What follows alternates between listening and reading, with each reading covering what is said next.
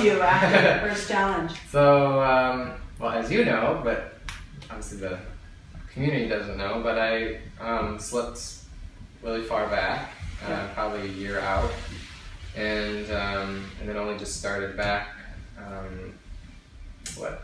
9 months ago? Yeah. And started this new challenge, heavier than I was from the first challenge.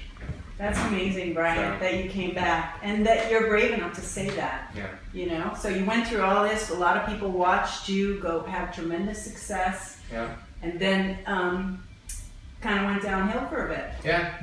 Really brave thing, because it happens to all of us in different ways. And then you were that way for maybe a couple of years, and now you're recommitting. Yeah. Yeah. Yeah. So coming back, the big key. Yeah, and it's been very different because I've been on my own. I mean, I've had you, but I haven't been in a group setting, and we've also made some different choices about how we were going about things. But it's been successful, and I think just to repeat what you were saying, it is a lifelong decision, journey, and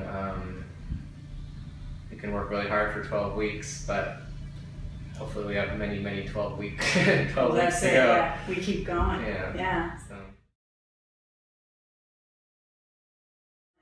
That was a big change. I had some challenges around it. Right? Yeah. Yeah, what was one of the big ones? I think maybe something that was really overwhelming was understanding what it means to be accountable and what it means to be accountable to yourself, but in that instance, it was to a group of people. I know I felt accountable to everyone else that was in the challenge, and to you.